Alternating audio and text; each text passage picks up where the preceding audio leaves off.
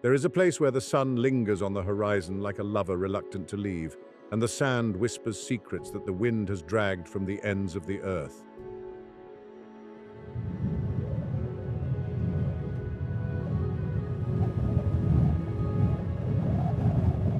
Morocco is not visited, it is survived and revered.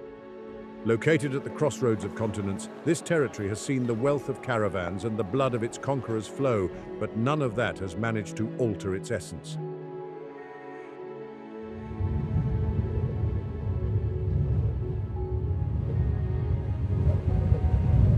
The peaks of the Atlas look down with the patience of millennia, silent witnesses to our ephemeral existence. Here, the oases breathe, and the desert carries echoes of ancestors who understood that this land belongs to no one.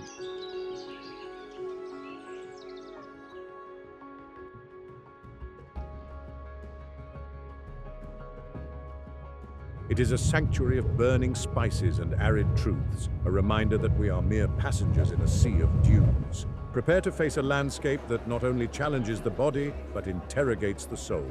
Welcome to the final frontier of mystery. The geography of oblivion. Modern man, in his technological arrogance, believes he has conquered every corner of the planet. We have mapped the oceans down to the last dark abyss where bioluminescent creatures swim in eternal darkness. We have tamed jungles that once devoured entire expeditions with fevers and invisible arrows. We have raised cities of glass and steel that scrape the sky with an insolence that defies the ancient gods. We have sent metal probes to Mars to search for red dust and nuclear submarines to the bottom of the Pacific. We live under the illusion that there are no blank spaces left on the maps, that mystery has been eradicated by the satellite and the GPS. But what almost no one knows, what escapes the Western collective consciousness, is that there is an enclave in Northwest Africa where time is not measured in hours or years, but in the slow, painful, and relentless erosion of infinite dunes and millennial rocks. Far from the humidity of the oceans, protected by natural walls of golden sand and snowy peaks that blind the eye, lies a territory that has seen the chaos of history pass by while remaining stoic, almost indifferent to the fate of human empires.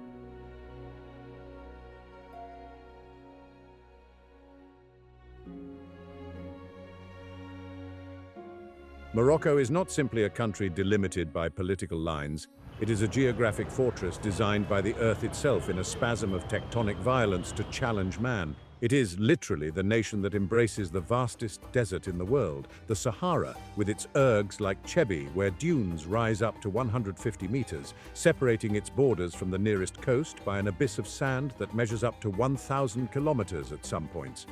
It is a place where the Earth rises violently toward the sky in the Atlas, as if trying to escape gravity itself and touch the stars with the tips of its sharp peaks, reaching 4,167 meters at Jebel Toubkal, the roof of North Africa. Here, geography is not a passive setting, a backdrop for the plays of civilization. It is the absolute protagonist, the cruel and benevolent director of every human chapter, a living entity that breathes and demands respect. To understand its people, that race of Berbers with weathered skin and eyes narrowed by the sun, one must first understand its mountains and deserts. Because in Morocco, survival is an art practiced on the threshold of the Sahara, at an average altitude that varies from fertile valleys to frozen peaks where the air is thinner, ultraviolet light burns without warming, and oxygen is scarce, forcing lungs to expand and blood to thicken. Here, the will is forged or broken with no middle ground. If we unfold the map of North Africa and observe it with clinical attention, we will see that Morocco appears as an impossible geological knot, a scar on the Earth's crust. It is not a plain open to easy invasion like the East African steppes where hordes could gallop unchecked, nor is it a fertile and gentle valley like that of the Nile, designed for sedentary agriculture. It is a three-dimensional labyrinth of mountain ranges that occupy much of its territory, leaving barely any space for comfortable living. This physical reality has dictated a clear sentence from the beginning of time, an unwritten law that every Moroccan child learns before walking. Here, life is hard, vertical, and arid. The Atlas Range, whose name evokes the Greek Titan who held the sky on his shoulders, acts as the true ruler of the country, an emperor of stone who needs no throne.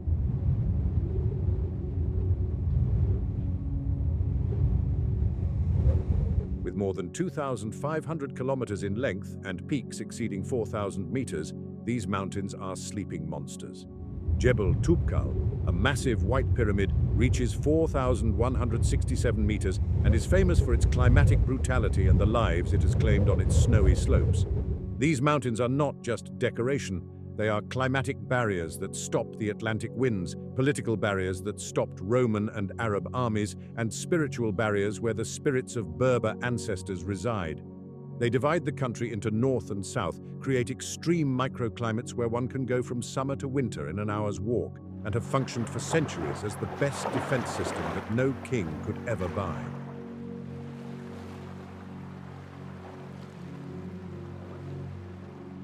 The things you can find if you venture into these mountain passes defy all modern logic. The Tizi Pass at 2,260 meters is a place of biblical desolation that has witnessed caravans disappear, swallowed by sudden snowstorms in a matter of minutes, leaving only the sound of the wind howling among the rocks. Alpine valleys like Imlil at 1,740 meters seem like a fever dream. Endless plateaus that transform in spring into carpets of a green so intense it hurts to look at, dotted with millions of wildflowers, red poppies that look like drops of blood, white edelweiss, wild tulips, and crossed by rivers of crystal clear water that come down directly from the thaw with a dull roar that sounds like the heartbeat of the planet itself.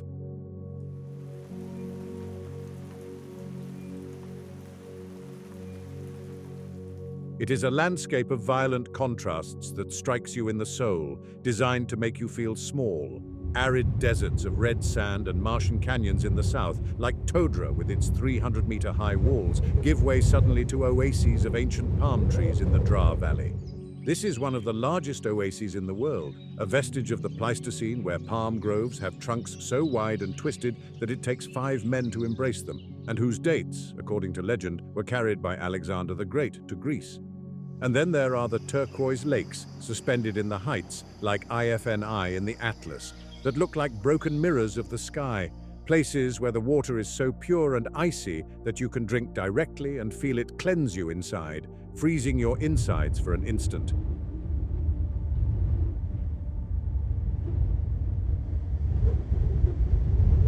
In winter, reality becomes hostile. The temperature can drop to -10 degrees Celsius in the high areas of the Atlas.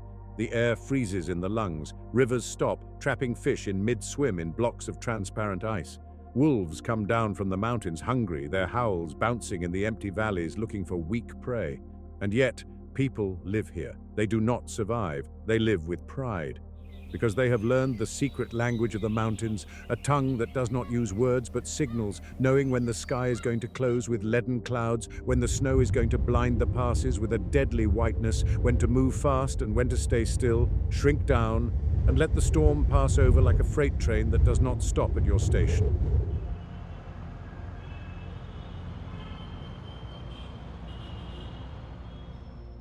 But there is something else in these mountains. Something the Berber shepherds whisper when the fire goes out and the darkness is absolute. They say that the Atlas not only protects, but also watches, that in the retreating glaciers, revealing rocks that haven't seen the light in 10,000 years, something ancient is awakening. Climbers speak of sounds under the ice, of shadows moving in crevices where there should be no life. And sometimes, when the wind stops suddenly in the high passes, one has the absolute and terrifying certainty that we are not alone at the top of the world. But what secrets do these peaks really guard? What Berber spirits lurk in the eternal snows, waiting for the moment to reveal their fury?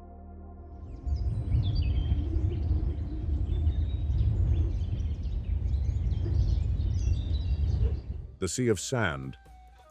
Amidst this tectonic chaos of peaks sharp as dragon's teeth and glaciers that creak and groan like old bones, nature decided to open an infinite golden and serene sea that sees everything, the Sahara. It is impossible to speak of the history, culture, or deep soul of this region without pausing with almost religious reverence before this body of sand that seems like a glitch in the geographical matrix, as if a piece of the ocean had gotten lost and fallen from the sky to land in the heights of North Africa, transformed into undulating dunes.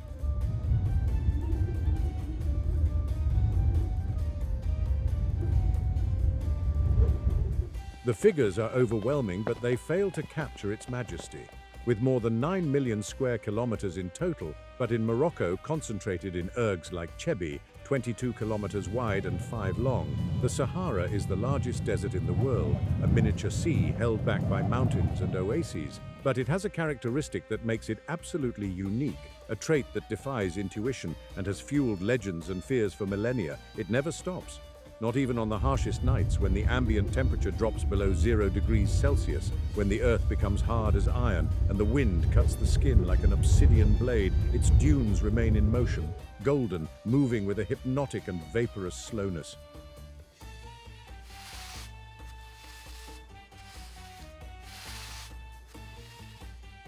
Modern science, with its need to disenchant the world, explains this miracle with cold data, a combination of constant winds, the easterly Sirocco, extreme aridity with less than 100 mm of rain per year, and the enormous mass of sand that retains the day's heat like a giant thermal battery. But the ancient Berbers, who looked at the desert with a mixture of love and terror, had another explanation. They said that deep in the Sahara beats a burning heart, the heart of a giant punished by the gods who cried so much for his pride that his tears turned into sand and never cooled, kept hot by the fury of his eternal pain.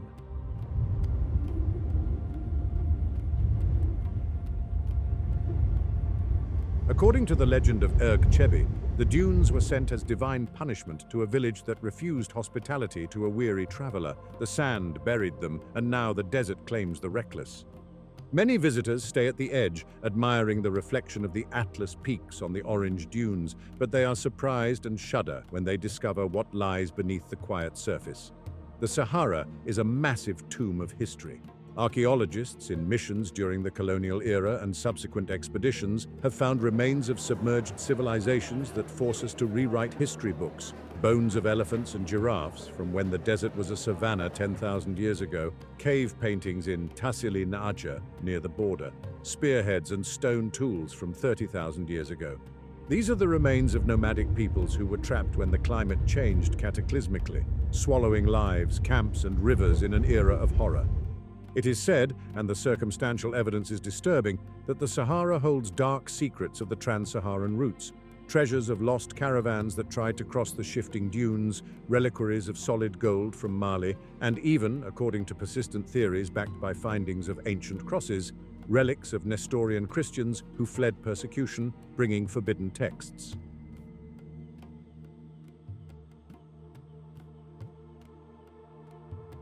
The desert is a hermetic archive that protects its contents with tons of sand and darkness. Every year, new expeditions with sonar discover new structures, new geometric shapes at the bottom of the dust. In medieval times, the shores of the Sahara were a sacred and cosmopolitan refuge. Oases like Sijil Massa coexisted with salt and gold roots. The Almoravids, Berber warriors of the desert, built empires from here to Spain. Marco Polo mentioned the caravans with awe. The Portuguese, when they arrived in the 15th century, called it the Golden Hell. And it was not a poetic exaggeration. This desert functions as a gigantic thermostat, creating its own microclimate that softens the nights in its oases to the point of allowing palms, fig trees, and orchards where anywhere else there would only be dead sand and burnt rocks.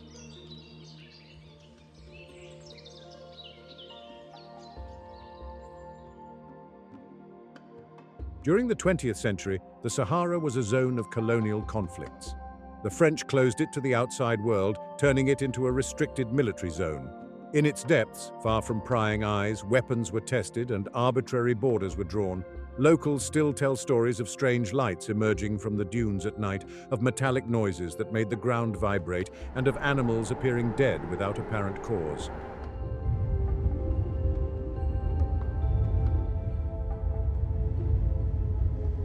Today, peace has returned, at least in appearance.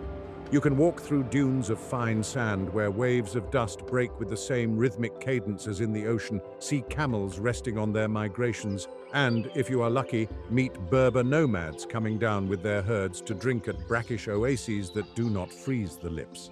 The desert is so deep, with dunes of up to 250 meters in some ergs, that it has not yet revealed even a fraction of its secrets. Every year, new expeditions discover fossils like those of dinosaurs in Tazarine.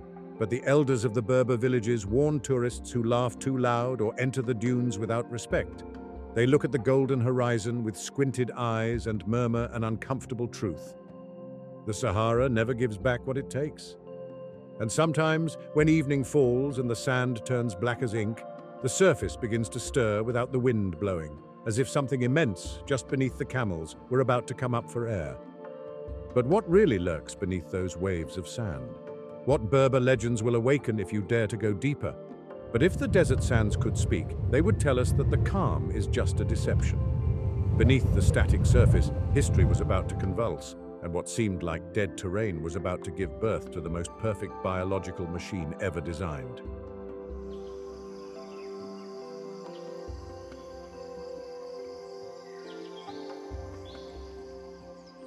The dominion of the camel and the salt routes.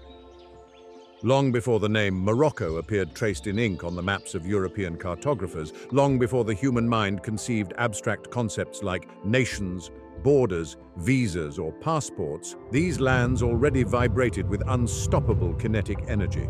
The modern political map is a lie superimposed over real geography, a fiction that ignores the true blood that has pumped life into this region for millennia. The sands of North Africa were not simply a void, a place of passage, or an obstacle between the Mediterranean and Black Africa. They were the laboratory of one of the most momentous technological revolutions in human history, a revolution comparable to the invention of the wheel, gunpowder, or the steam engine, but made of flesh, bone, and infinite endurance, the domestication of the camel. It happened here, on the vast and ruthless plains south of the Atlas more than 4,000 years ago, likely gestated within the Berber culture, or Amazi, the free men. It was the exact moment when the human being ceased to be a slow creature, vulnerable and tied to water sources, to become an intercontinental nomad. Without this animal, complex life in this hostile environment would have been biologically impossible. The camel was not just a means of transport, a ship of the desert, as romantic poets say.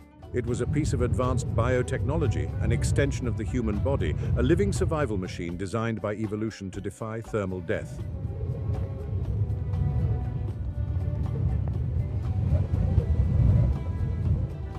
To understand the magnitude of this change, one must look at the animal closely. The dromedary does not simply resist the heat. It manages it with engineering that our modern technology barely begins to imitate. Its red blood cells are oval, not round, allowing them to flow even when the blood thickens from extreme dehydration, avoiding the cardiovascular collapse that would kill a horse or a man in hours. They possess a third transparent eyelid that acts as a windshield wiper against sandstorms, and their nostrils can seal hermetically. But what was most valuable to the Berbers was not just their anatomy, but what the animal offered. Milk rich in vitamins that does not curdle with the heat, meat for hard winters, wool for tents, and leather for armor and shields. The camel was status, it was religion, it was the ultimate currency, and the only faithful companion in the crushing solitude of the Sahara.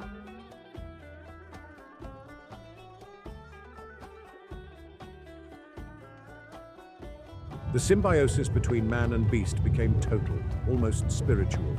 In nomadic tribes, children learned to ride before walking, their legs bowed physiologically from infancy to fit the sides of the animal, merging with its oscillating movement. Women were as skilled guides as men, capable of dismantling a camp in minutes, defending the caravan, and hunting in the dunes with lethal precision. And the warriors developed light cavalry techniques that terrified the heavy, sedentary empires of Rome and Byzantium.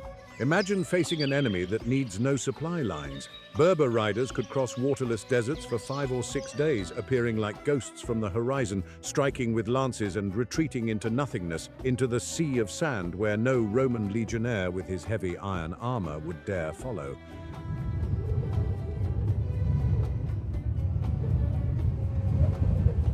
They developed the rala, a specialized saddle that allowed the rider to maintain balance and fight with sword or lance while his mount advanced at 10 kilometers per hour over uneven terrain. It was not a war of positions, it was a war of perpetual motion. Early historical records tell us of these Berbers, indigenous peoples of fascinating genetic diversity, with clans of dark hair and others of light eyes and reddish skin who dominated these sands since the 10th century BC. They left no marble palaces or great walled cities in the Mesopotamian style, and this confused Western historians for centuries.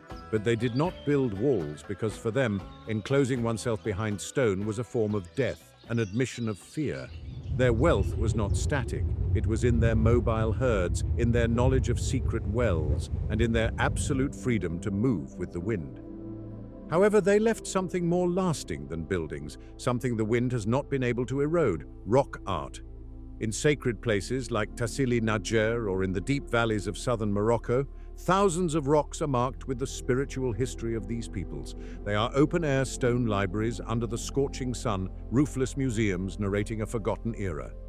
If you travel there today, you will see something unsettling. The oldest engravings do not show camels. They show elephants, giraffes, hippos, and crocodiles. They show a green Sahara, a time 10,000 years ago when this dry hell was a paradise of savannas and lakes. But as the climate changed and the desert devoured the grass, the art changed. Drawings of camels with loaded humps appear, warriors with round shields, war chariots pulled by horses, the garamantes, and scenes of shamanic rituals where men with jackal masks dance with the sun.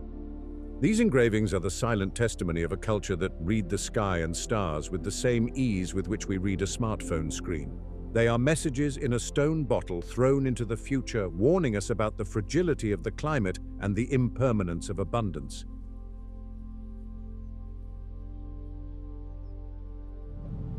Then, the tide of history brought the invaders. First the Phoenicians, astute traders who founded enclaves on the coast, then the Carthaginians and their thirst for empire, then the Romans who raised stone cities like Volubilis in the north, trying to impose the Latin grid on the organic chaos of Africa.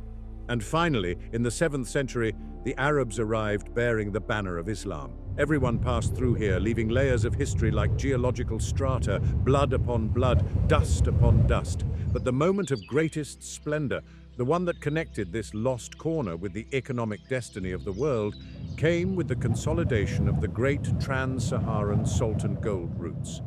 It is difficult for the modern mind to comprehend the importance of these routes. Today, with cargo planes and container ships, we have forgotten what isolation meant.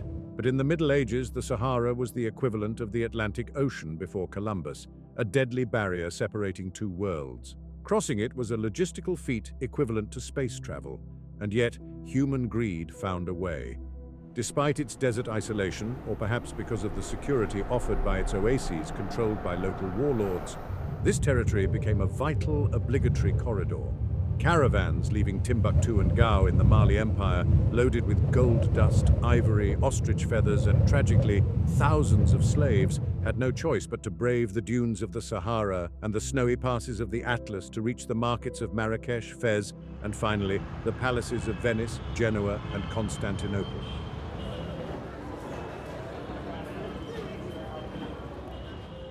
Moroccan oases became the arteries through which the blood of world trade circulated.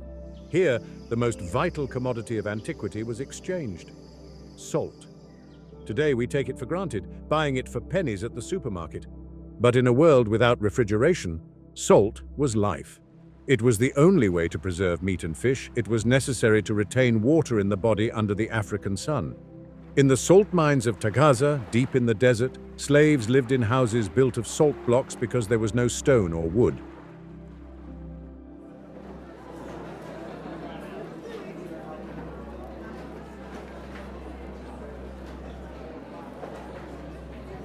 And they died young, blinded by the white glare and exhausted by work. That salt extracted with pain was transported south, where it was exchanged weight for weight with gold. Yes, there was a time when a kilo of salt was worth a kilo of gold.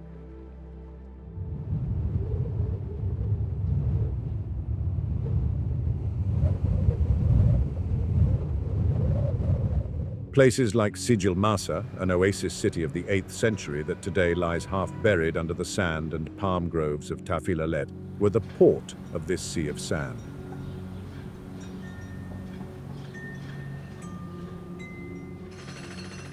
Sijil Masa was a metropolis of adobe and mystery, a New York of the desert. Imagine the scene. It is night. Outside the walls, a sandstorm roars that would skin a man in minutes. But inside the city, protected by high walls and ingenious irrigation systems, life bustles.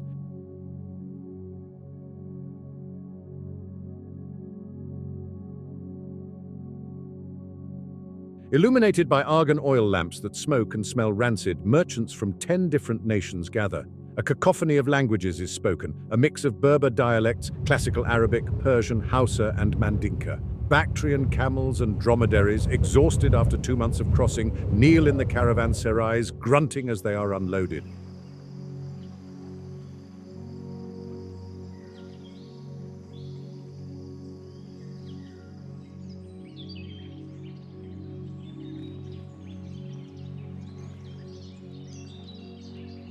Boiling mint tea is drunk, saturated with sugar to recover energy. Slow-roasted lamb tagine is eaten over charcoal. And in those courtyards, under the desert stars, deals were closed that decided the economy of Europe.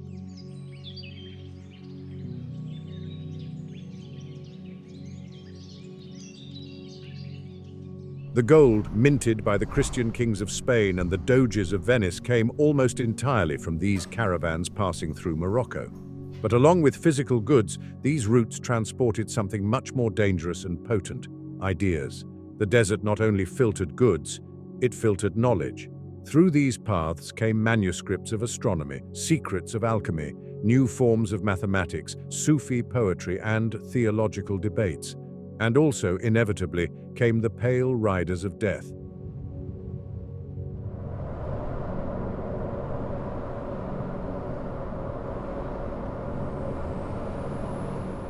Pandemics like the Black Death used these same trade highways to jump from continent to continent. All this flow of wealth and knowledge culminated in the imperial cities of the north, especially Fez. Fez is the oldest city in Morocco, with more than 1,200 years of continuous existence, older than many European capitals, and much more complex.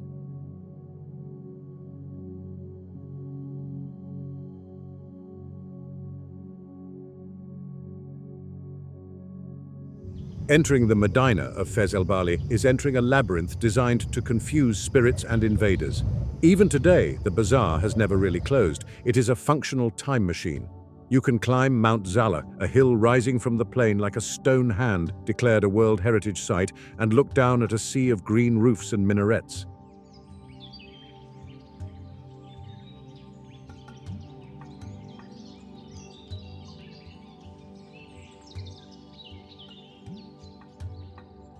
There you can touch rocks polished by millions of hands and knees of pilgrims, see petroglyphs showing prophets praying, or enter narrow caves where shamans and later Sufi saints sought enlightenment in total darkness, fasting for 40 days.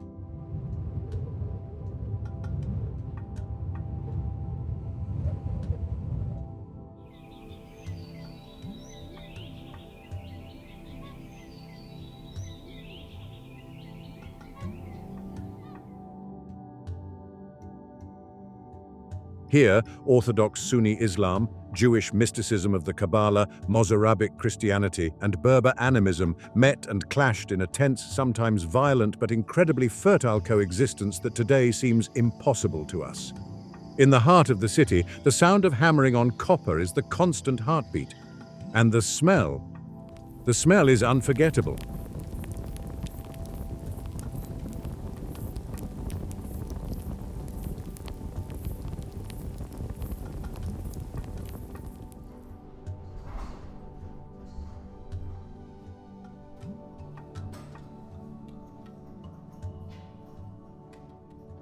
It comes from the tanneries of Chawara, where men, submerged up to their waists in stone vats full of natural dyes, pigeon droppings to soften the leather with its ammonia, and cow urine, process skins just as they did 1,000 years ago. It is brutal, toxic, and smelly work, but from there came the famous Morocco leather, fine leather bound in gold that protected the most sacred books of Europe.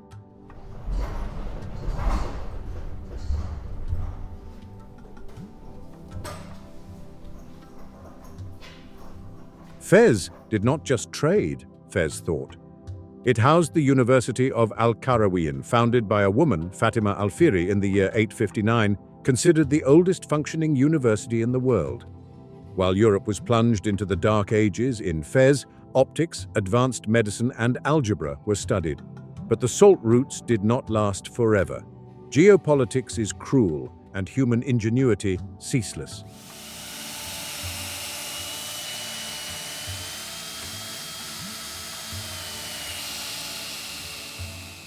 In the late 15th and early 16th centuries, the world shifted on its axis. The Portuguese and Spanish took to the sea.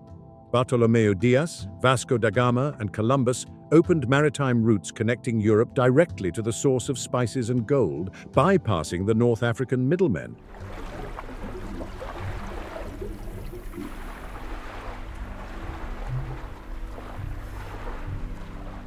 Why pay tariffs to the sultans of Morocco and risk desert bandits if one could sail around Africa? The impact was devastating. It was a slow death by economic asphyxiation. The great caravans, which once numbered 20,000 camels, dwindled to a few hundred. Trade dried up like a river in summer.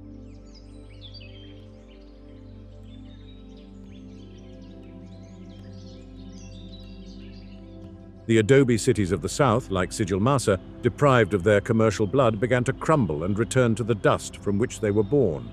The desert reclaimed its own. Local empires, like the Sardians, desperately tried to maintain control, launching suicidal invasions southward toward Mali to seize the gold mines directly, but it was the last gasp of a dying era.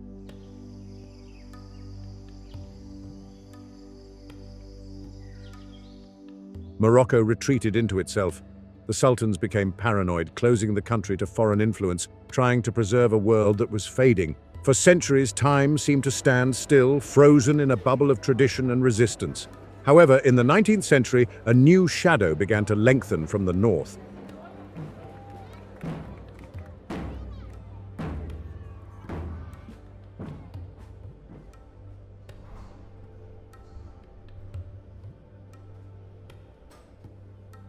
A shadow larger, colder, and more systematic than any caliphate or previous invasion. They were not merchants looking for partners, nor were they even conquerors looking for personal glory. They were bureaucrats, engineers, and soldiers from an industrialized and hungry Europe.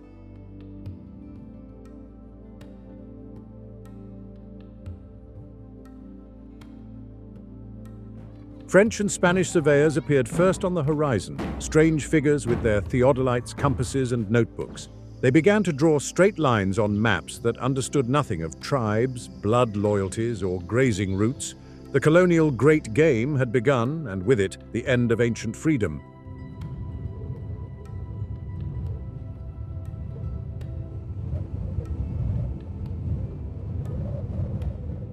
What came next were not merchants with spices and exotic stories, but rifled steel cannons, railways, and a positivist ideology that promised to civilize by force, rewriting the very soul of the desert man to turn him into a productive subject. And the sound of those approaching cannons echoing in the valleys of the Rif and the Atlas was not just another battle.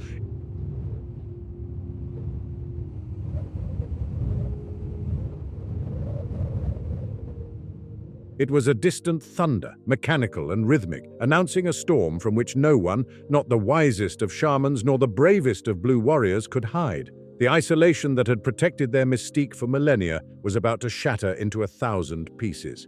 But just when the first foreign boots stepped on the sacred sand with the intention of staying forever, something woke up in the mountains.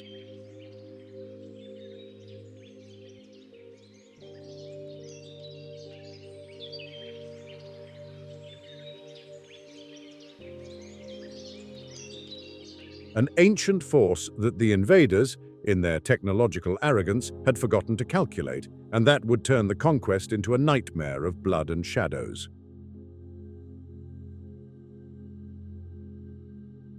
The colonial shadow and sedentarization.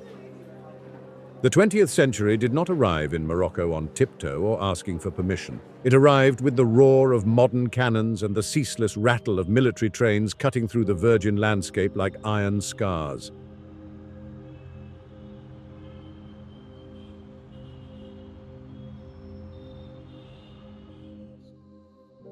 It was a seismic shift, a rupture in the fabric of time that no one, not even the wisest elders who read destiny in the position of the stars, saw coming with such magnitude.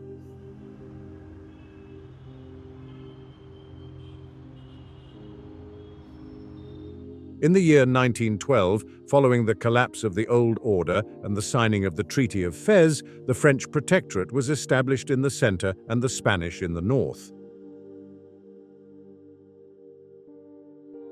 European troops began to ascend into these arid and mountainous lands, not only as soldiers, but as bearers of a new secular gospel promising modernity, medicine, and progress,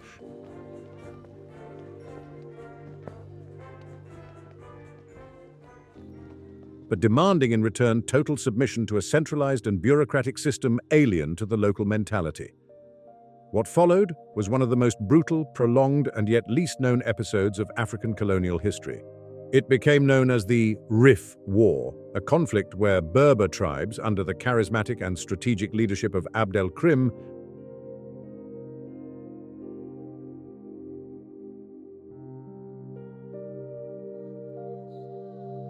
resisted with a ferocity that stunned the world. The term rebel, used disparagingly by colonists to label them as simple bandits or savages, was adopted with pride by the local guerrillas.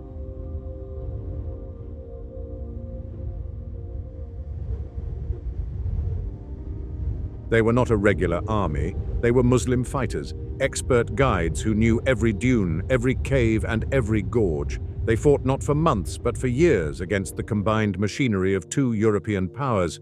It was a war of shadows in the burning dunes and frozen peaks,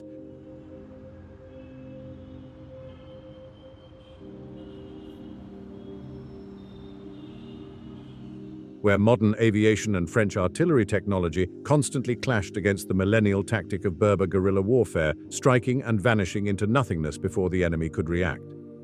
For the new administrators sending orders from distant offices in Paris or Madrid,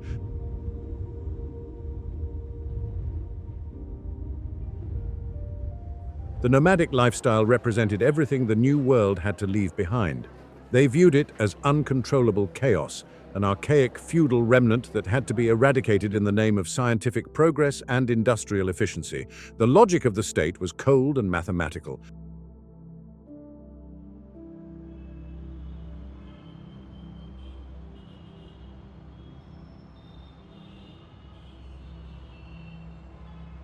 A nomad who moves perpetually cannot be controlled, cannot be accurately censused, and most importantly for the protectorate's coffers, cannot be easily taxed. Thus, between 1912 and 1956, a devastating machine of social engineering was set in motion. The most massive and rapid process of forced sedentarization in the history of North Africa was carried out.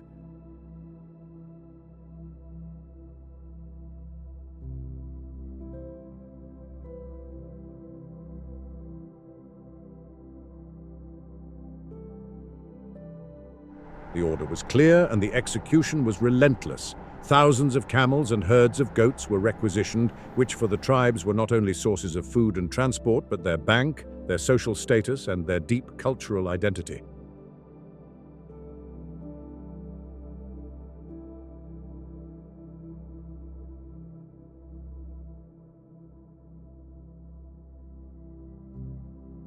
Transhumance routes used for thousands of years, invisible paths traced by the memory of generations following rains and pastures, were closed and blocked by artificial borders and military checkpoints.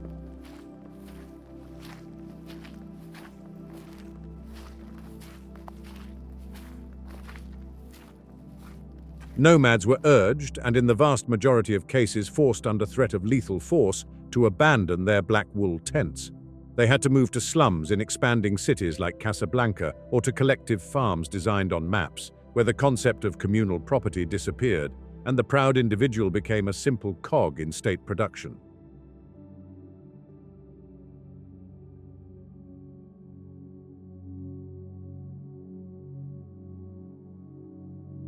The consequences were catastrophic and left scars that are still visible today. Thousands perished in induced famines, especially in the 30s, when colonial policies dismantled the traditional subsistence economy to favor grain export to Europe. Berber tribes, divided by the cunning colonial policy of divide and rule, rebelled time and again.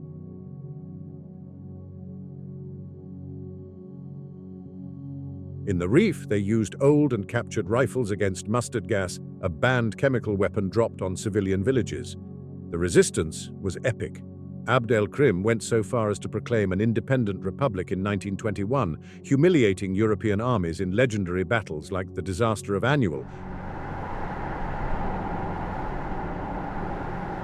where 13,000 Spanish soldiers lost their lives in a few days to a tribal force far inferior in number but superior in morale and knowledge of the terrain. But industrial colonial power was overwhelming. They bombed markets,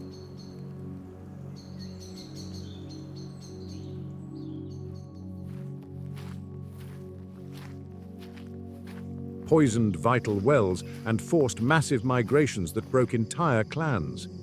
In imperial cities like Fez and Marrakesh, colonization brought a schizophrenic dual reality. On one hand, undeniable modernity, paved roads, railway networks, hospitals, and electricity.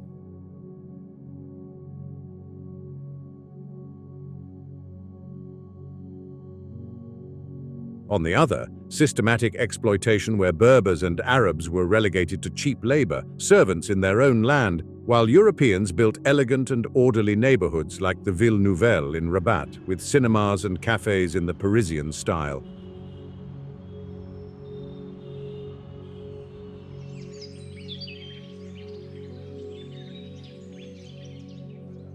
Berber culture was actively suppressed. Their language, Tamazight, was banned in administration and schools, relegated to the domestic sphere.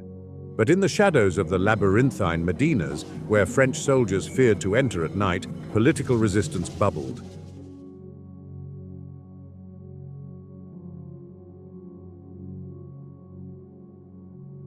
Sufi scholars and young nationalists like Alal al-Fasi met in secret, inspired by independence movements sweeping the world. Independence finally arrived in 1956, not as a gift, but after years of mass protests, strikes, and bloody negotiations.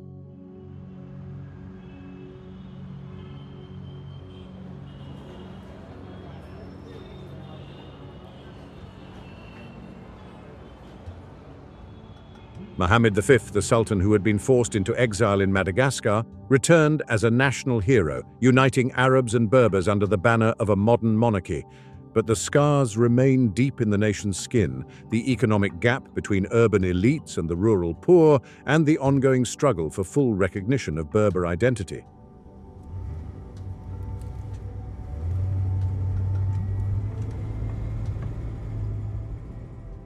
Today, Morocco is a complex mosaic of traditions where mint tea symbolizes eternal hospitality, but beneath the surface, the tensions of an unresolved past remain latent.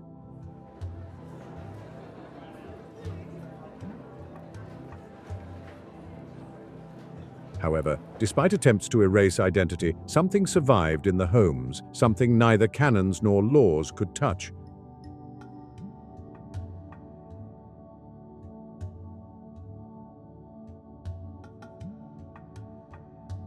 A resistance not made with bullets, but with flavors, aromas, and sacred rituals that kept the spirit of the people together. The feasts of the soul and the cuisine of the gods. In the heart of this land of violent contrasts, where the burning desert kisses the snowy mountains and the roaring sea whispers to the coasts,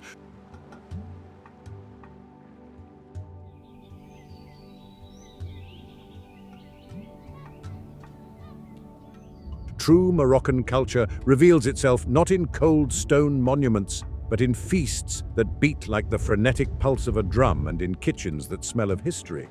Traditions here are not dusty relics kept in museums. They are the living fire that keeps warm the soul of a people who have known how to absorb Arab, Berber, Andalusian, African, and European influences, weaving them into a vibrant tapestry that defies the passage of time.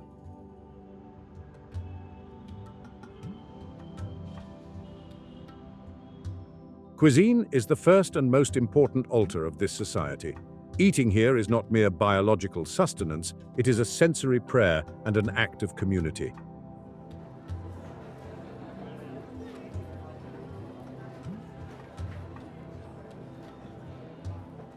The tagine, that stew slowly cooked in a conical clay pot that condenses vapors to return them to the food, is the king of the table.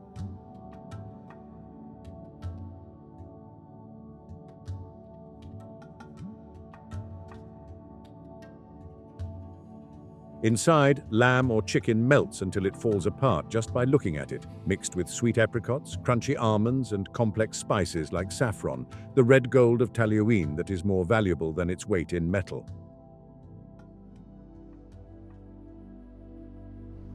This dish evokes the times of ancient caravans, when one needed to cook with little water and much ingenuity. It is left over the coals for hours, releasing aromas that invade the alleys of the Medinas like an irresistible spell.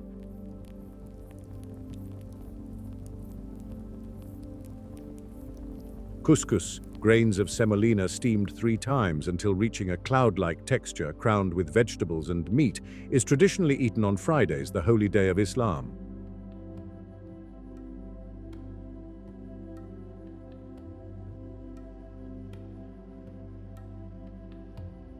It is a ritual where everyone eats from the same giant platter, using the right hand and forming perfect balls in a family communion that reaffirms blood ties. But the true social magic lies in mint tea. Do not make the mistake of thinking it is just a hot drink. It is the currency of human interaction. It is prepared following a strict ritual in 3 progressive rounds. The first glass is bitter like life, the second is sweet like love, and the third is gentle like death. The host raises the silver teapot high above the glasses, letting the hot liquid fall in a long, precise stream to create a crown of foam, a symbol of welcome and prosperity.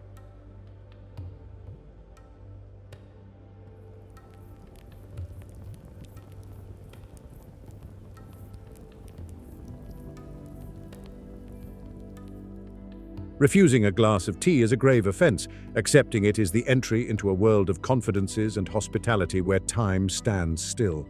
Religious and cultural festivals are explosions of color and sound that break the daily monotony.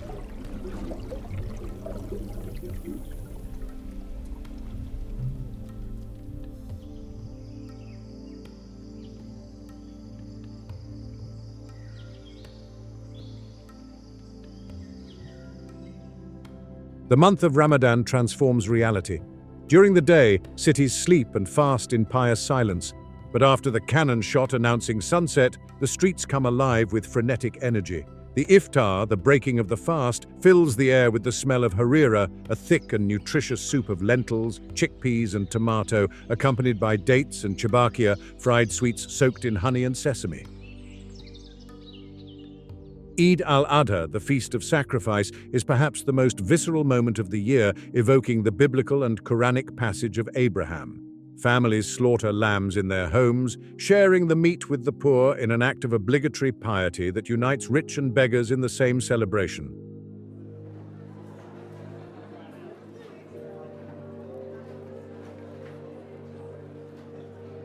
Beyond religion, cultural festivals dazzle with their diversity. Mawazin in Rabat, one of the largest music festivals on the planet, brings global stars to stages by the Atlantic.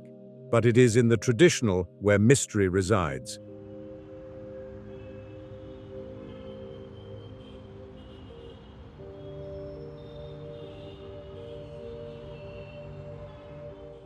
The Festival of Roses in El Kela Maguna celebrates the harvest in valleys that turn pink, perfumed by millions of petals that will end up in luxury perfumes in Paris.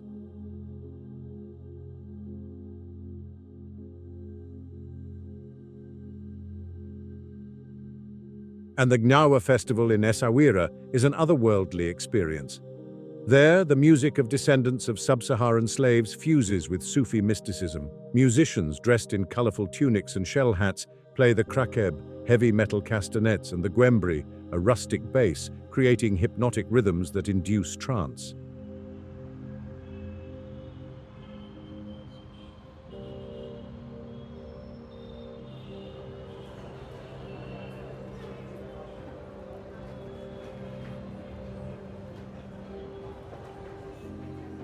It is said that this music has the power to invoke spirits and heal diseases of the soul, and seeing devotees enter altered states of consciousness under the Atlantic moon is something that changes the observer forever.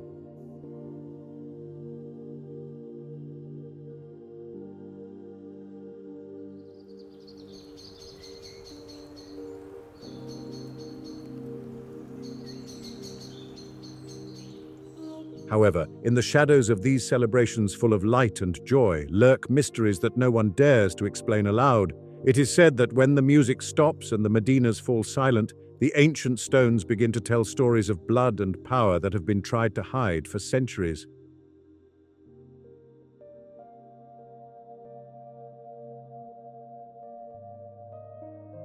The imperial cities and their hidden secrets. The imperial cities of Morocco are not mere conglomerations of stone and inhabitants. They are living labyrinths, organisms that breathe history through every zeliga tile and every horseshoe arch. They are time capsules where the glorious past coexists with a chaotic present.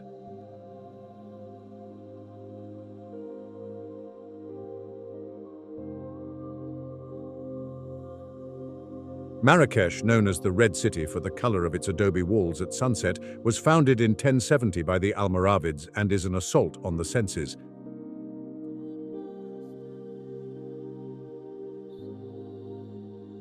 Its central square, Jamar El Fnar, declared a World Heritage Site, is a stage that mutates with the sun.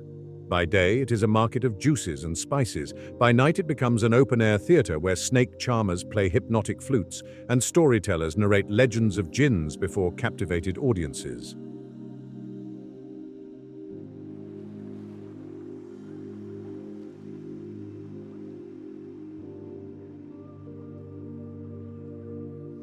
Above all this, the minaret of the Kutubiyya, 77 meters high, watches like an eternal guardian forbidding any taller building in its vicinity.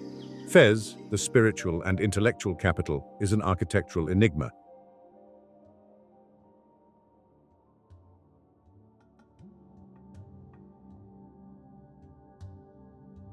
Its Medina, the largest urban pedestrian zone in the world, is a maze of 9,000 alleys where maps and GPS are useless.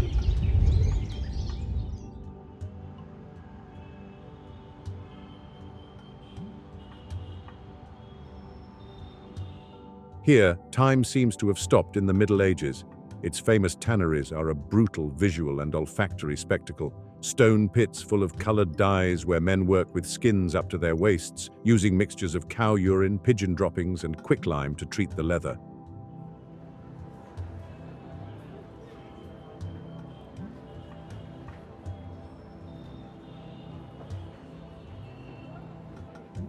The smell is a physical slap, a stench of decomposition and natural chemistry that permeates clothes, but from that hell are born the most exquisite bags and babouches in the world. The Bu Inania Madrasa, with its cedar wood carvings and intricate stucco, reminds us that this city was a center of global knowledge when Europe lived in darkness.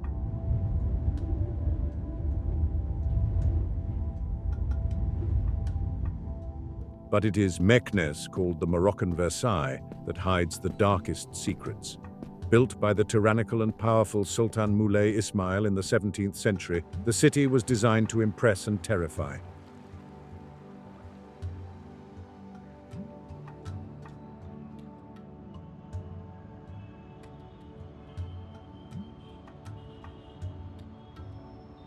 Its walls extend for 40 kilometers, and its legendary stables could house 12,000 royal horses. But what chills the blood lies underground. The Kara prison is a subterranean labyrinth of unknown dimensions. No doors, no bars, just darkness and infinite columns.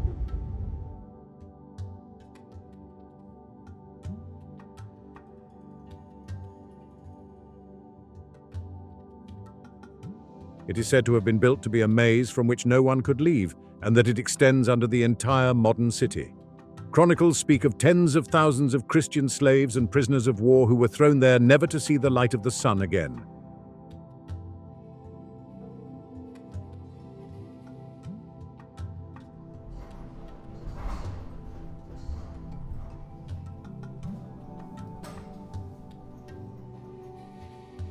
It is a place where silence weighs tons. Rabat, the current capital, offers a more sober mix between the modern and the ancient. The Hassan Tower is the symbol of a truncated ambition, a minaret that was to be the tallest in the world,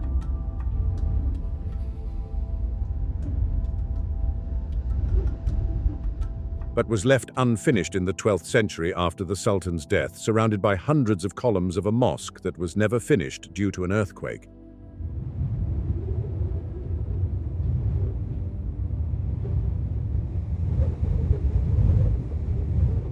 And Casablanca, the economic lung, houses the Hassan II Mosque, a colossus of modern engineering partially built over the Atlantic Ocean, with the tallest minaret on the planet, projecting a laser beam toward Mecca that cuts through the night.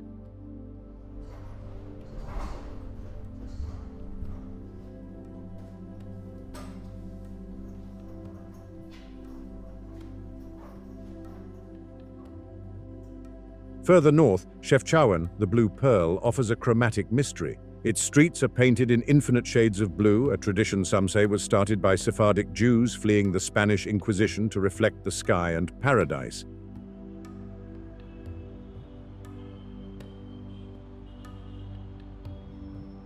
While others attribute it to a simple tactic to repel mosquitoes. Whatever the truth, walking through it is like traversing a lucid dream. And not far from there, the Roman ruins of Volubilis, with their perfectly preserved mosaics of Orpheus and Bacchus, remind us that before Islam,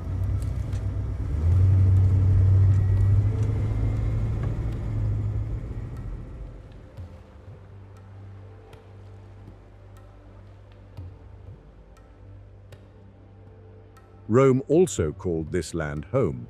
In these cities, secrets abound behind every studded wooden door. There are palaces with hidden private hammams where viziers plotted coups, and secret passageways in the medinas designed for quick escapes.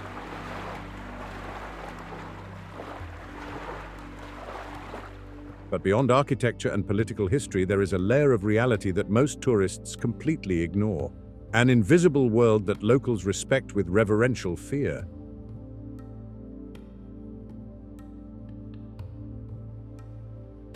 The mysteries and legends of the kingdom. Morocco is a tapestry where the threads of reality intertwine with those of the supernatural until it is impossible to distinguish them.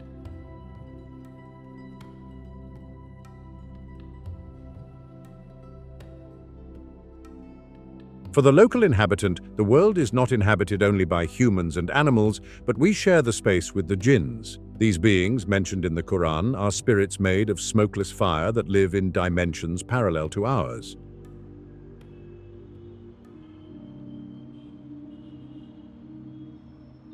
They dwell in ruins, in drains, in empty hammams at night, and in doorways. They are not necessarily evil, they have free will like humans, but they are capricious and territorial. Many unexplained illnesses or streaks of bad luck are attributed to having offended a jinn, which is why one says Bismillah in the name of God.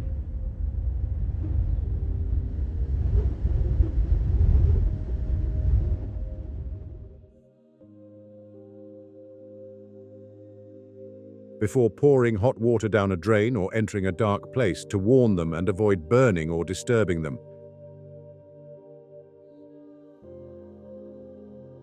Geographical legends are equally potent. In the orange dunes of Erg Chebi, elders say that those mountains of sand were not always there.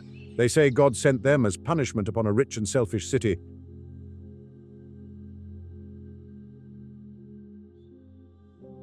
That refused to offer hospitality to a poor woman and her son during a sacred festival. The sand covered the city and its inhabitants, and it is said that on silent nights,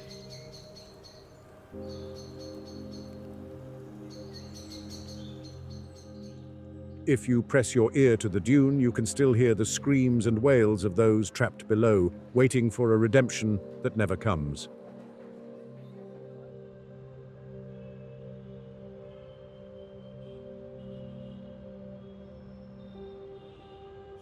Returning to Meknes and its underground Qara prison, myth surpasses history. It is rumored that there is a secret passage connecting the prison directly to other cities hundreds of kilometers away.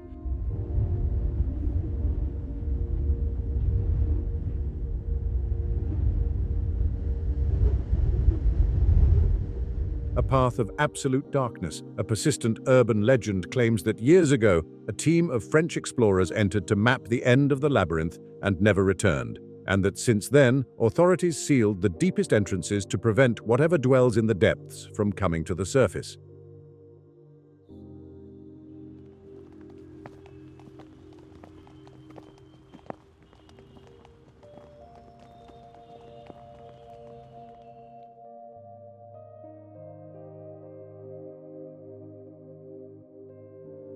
Nature also has its own mysteries that verge on the magical. In the forests of the southwest, a scene defies biological logic. Goats climb argan trees. It is not a circus trick. These animals climb the thorny branches to eat the argan fruit.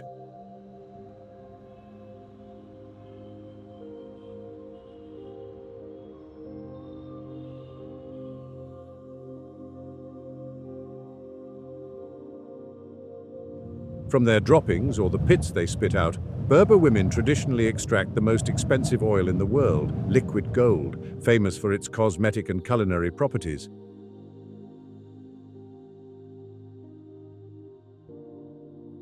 Local legends say these trees are protected by guardian spirits and that the oil grants supernatural longevity to those who consume it daily.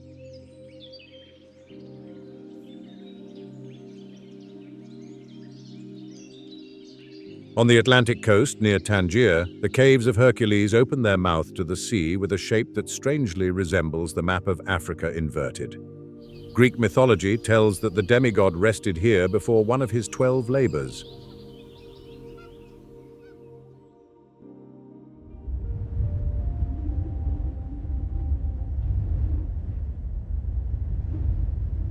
When the sea is rough and waves hit the internal cavities, the sound is deafening, like the roar of lions or trapped titans, reminding visitors that there are forces in nature that man will never be able to tame.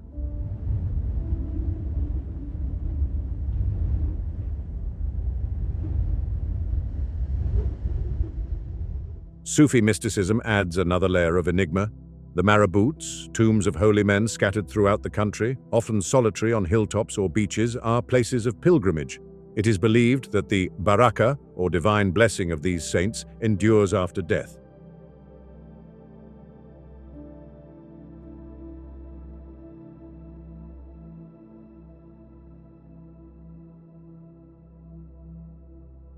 Women who cannot conceive, the sick whom modern medicine has given up on, and tormented people flock to tie strips of cloth on nearby trees or sleep next to the tomb, hoping for a healing dream. These mysteries are not simple folklore to sell souvenirs.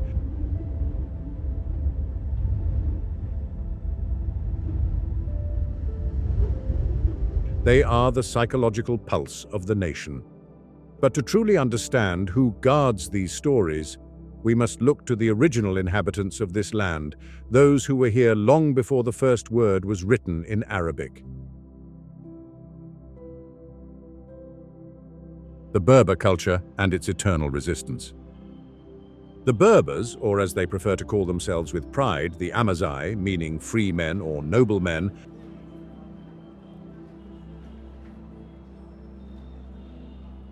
are the indigenous and beating heart of Morocco. Their presence in North Africa dates back to the Paleolithic. They were here before the pharaohs built the pyramids, before Rome dreamed of an empire, and long before Arab armies brought Islam in the 7th century.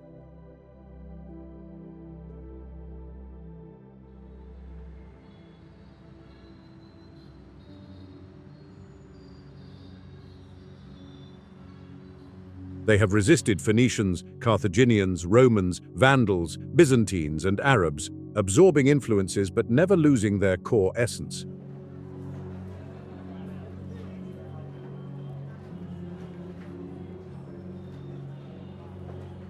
Their language, Tamazight, with its geometric and ancient alphabet called Tifina, is spoken today by approximately 40% of the population.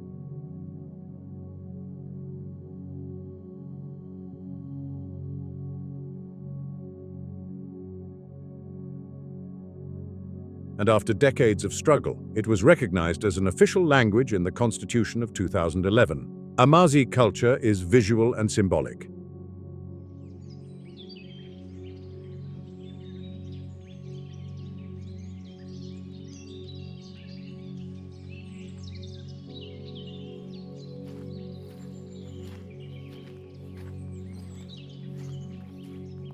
It can be read on the faces of older women in the Atlas Mountains who wear geometric facial tattoos in blue or green on their chin and forehead. These tattoos were not just decoration, they were tribal codes, amulets of protection against evil spirits and marks of fertility and status.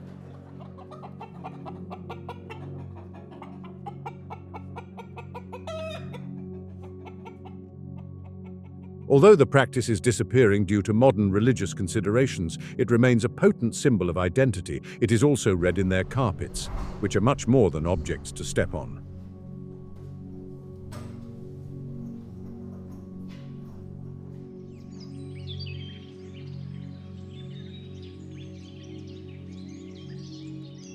Every carpet woven by a Berber woman is an open book, full of symbols of diamonds, zigzags and lines that tell stories of birth, marriage, sexuality and nature, a secret language passed from mother to daughter.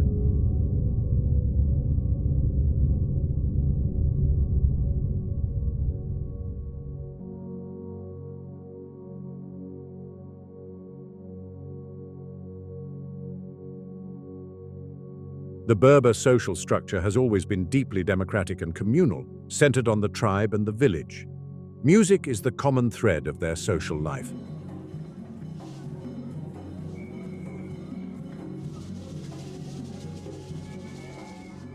The ahidus is a collective dance where men and women stand in rows or circles, moving in unison to the rhythm of bendirs, framed drums, celebrating the unity of the group over the individual.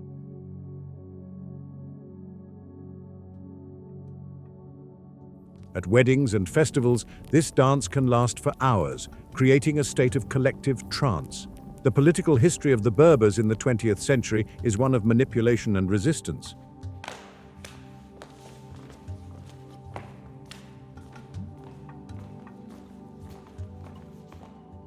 During the Protectorate, the French tried to separate them from the Arabs through the infamous Berber Dahir of 1930, a decree that intended to subject them to their own customary laws instead of Islamic law, hoping to Christianize them or at least Frenchify them more easily.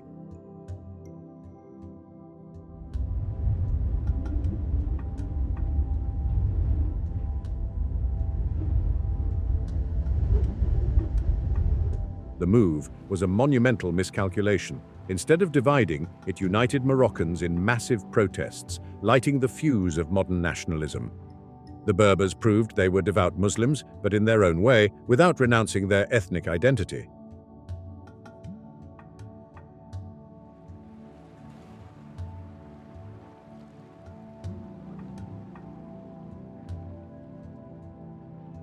After independence, they suffered a period of cultural marginalization under the state's Arabization policies, which viewed linguistic diversity as a threat to national unity.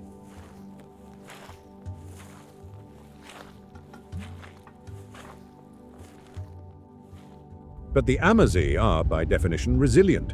Cultural movements, poets, and activists kept the flame alive, especially inspired by the so-called Berber Spring in neighboring Algeria.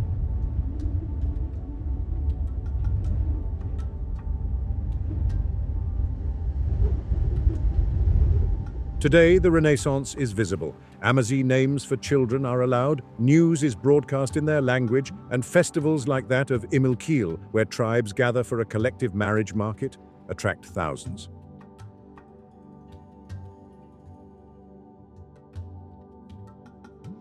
However, modernity poses a threat that no invader managed to realize: silent erosion. Massive urbanization, satellite television, and the internet are diluting traditions faster than any army.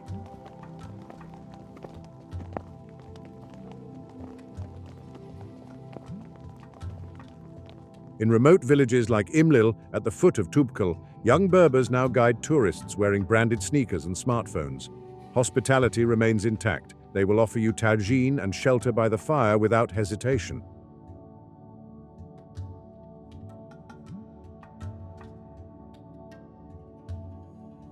But in their eyes lies the million-dollar question. Will they manage to survive globalization while keeping their soul, or will they dissolve like sand in the wind of history?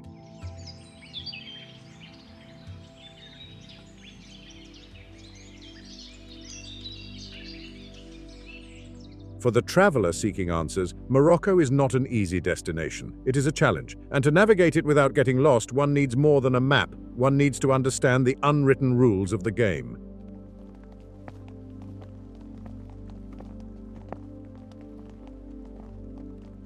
Travels and tips for the adventurous soul. Entering Morocco is accepting that the rules of your home world are suspended at the border.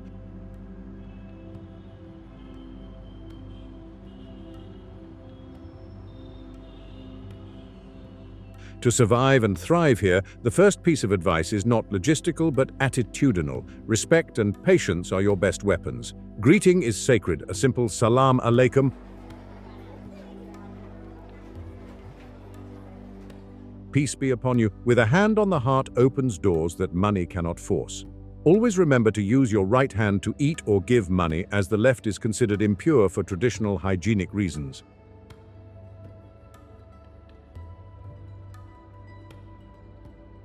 And regarding dress, especially in rural areas, covering shoulders and knees is not submission, it is a sign of respect toward the community that welcomes you. The best time for this odyssey is from October to April.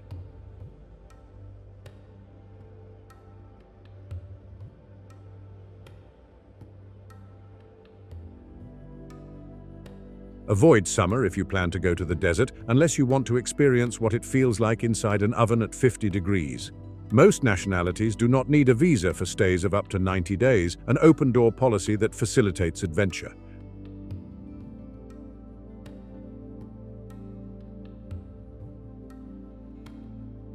Moving around the country is an experience in itself. ONCF trains are surprisingly efficient and comfortable, connecting the great imperial cities. But to reach the real heart, you will need the Grand's taxis, old Mercedes that function as collective taxis.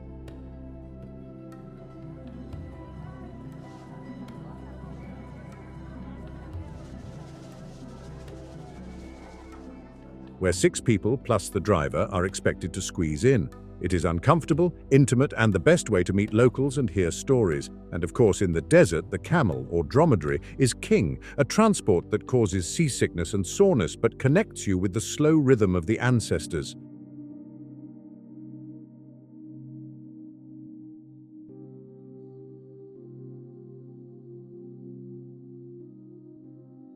For the adventurous soul, the options in this landscape are not just endless, they are transformative.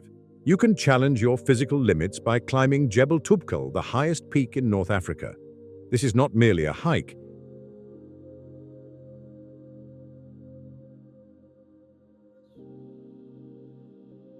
It is a demanding ascent into thin air that rewards you with a panoramic silence above the clouds, where the snow-capped Atlas Mountains stand as jagged sentinels over the desert below. If the mountains don't call to you, perhaps the ocean will. You can surf world-class waves in Tagazout, a dusty fishing village that has evolved into a vibrant hippie mecca.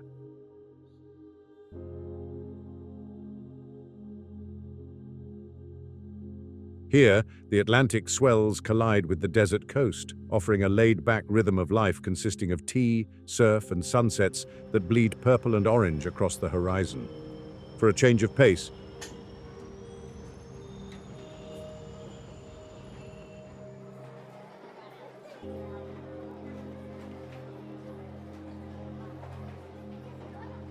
you can rent a quad to tear through the shifting dunes of Mazuga.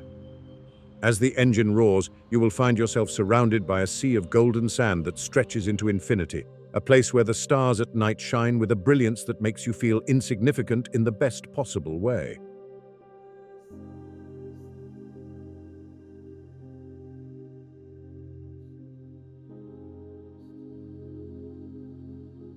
Or, for something more introspective and sensory, retreat into the cool tiles of a traditional riad for a cooking class. Here, you won't just follow a recipe. You will learn the ancient alchemy of blending spices, saffron, cumin, cinnamon, that have traveled the Silk Road to end up in your tagine.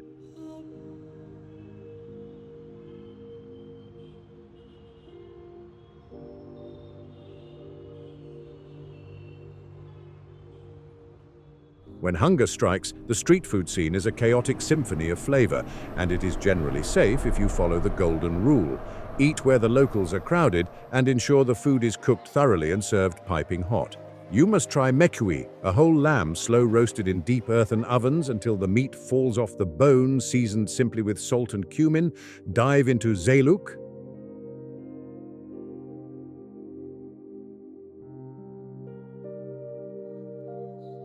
a smoky, spiced eggplant salad scooped up with warm bread, and drink liters of freshly squeezed orange juice from the stalls in the public squares. And, of course, participate in the ritual of mint tea, poured from high above to create a frothy crown. However, a word of caution.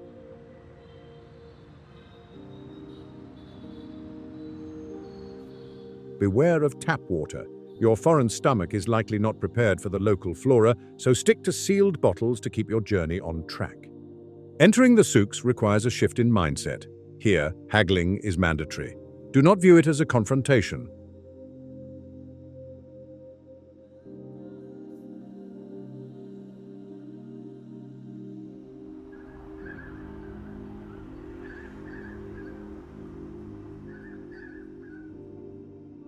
It is not an argument. It is a social dance, a piece of improvised theater where buyer and seller feign indignation, shock, and eventually friendship until reaching a fair price.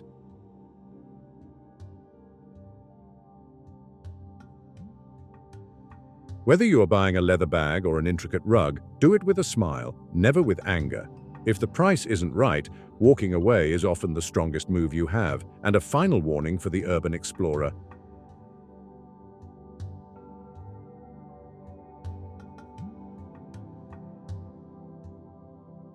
In the winding Medinas, getting lost is not a mistake, it is the goal. It is only when you step away from the main tourist arteries that you find the true magic, a hidden fountain, a master artisan at work, or a doorway to a secret garden.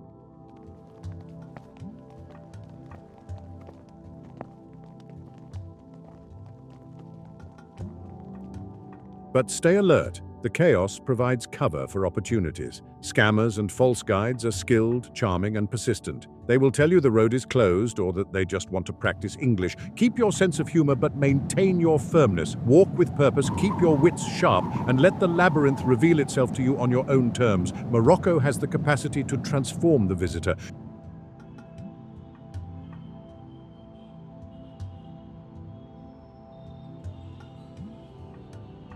You enter as a tourist with your camera and your haste, and if you let yourself go, you leave as a pilgrim with dust on your boots and a new understanding of time. But as you prepare to leave,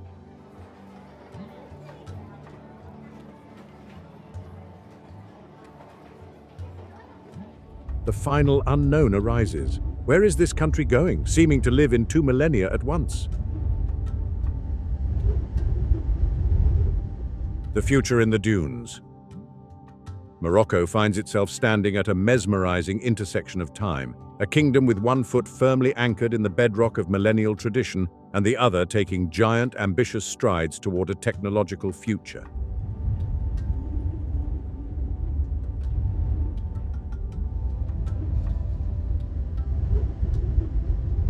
The nation is no longer content to simply be the world's exotic open-air museum or a backdrop for Hollywood films. It has solidified its ambitions to become a genuine regional power, bridging Africa and Europe.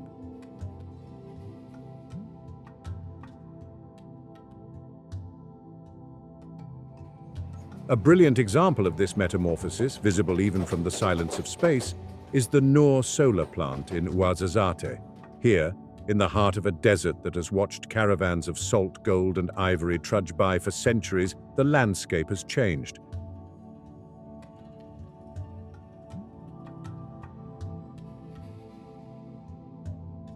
Thousands of curved mirrors now stand in formation, turning in unison to follow the sun like mechanical sunflowers, generating clean energy for millions of homes. It is a profound declaration of intent. The scorching sun, once the ancient enemy of the traveler, has been tamed to become the greatest ally of the future.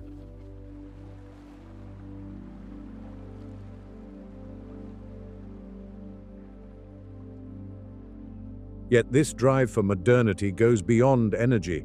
From the high-speed Al Borak trains slicing through the countryside to the massive ports of Tangier, the infrastructure is racing to catch up with the vision. However, tourism remains the lifeblood of the economy, and it is increasingly pivoting towards sustainability in a desperate bid to avoid the erosion caused by massification.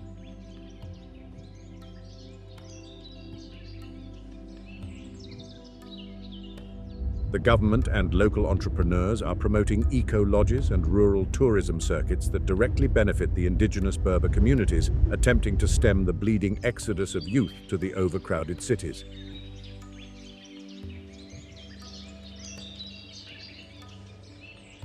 Travelers are now encouraged to look beyond the chaotic souks of Marrakesh.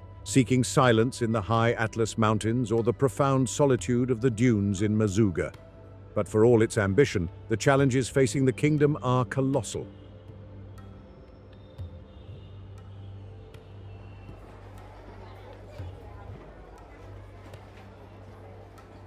Drought is no longer just a seasonal worry, it is an existential threat in a country that still relies heavily on the rhythms of agriculture. The desert advances relentlessly every year, devouring oases and forcing farmers to abandon the land of their ancestors.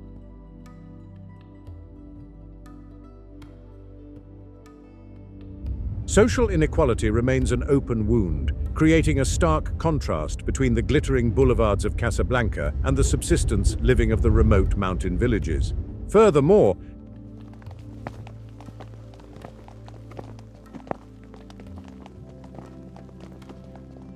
geopolitical tensions, particularly the complex situation surrounding the territory of Western Sahara, keep the country in a state of constant quiet vigilance, a reminder that borders here are etched in sand and history. However, at this volatile crossroads, the human essence of Morocco remains unalterable.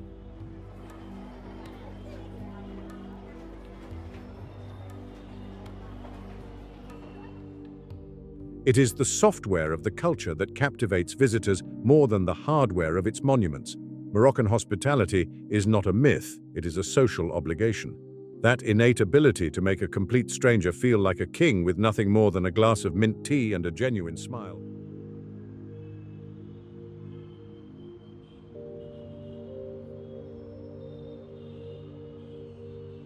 Is a natural resource that shows no sign of running out. In a world that is becoming colder, more isolated, and increasingly digital, Morocco offers the warmth of real, tangible human connection.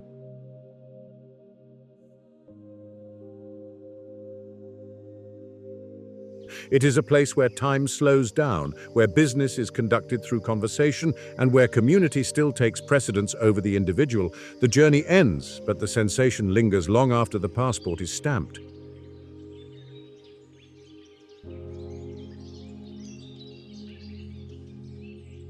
When the sun finally sets over the Atlantic, painting the waves in gold and violet, and the haunting call to prayer resonates from 1,000 minarets across the cities, one cannot help but pause.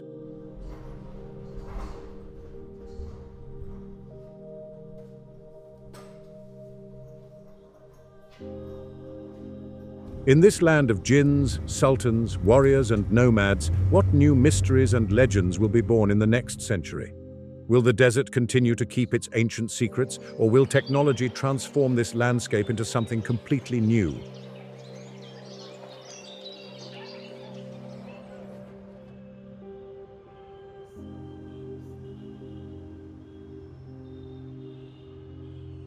The future is unwritten, blowing in the wind. Only time and the eternal sand will tell.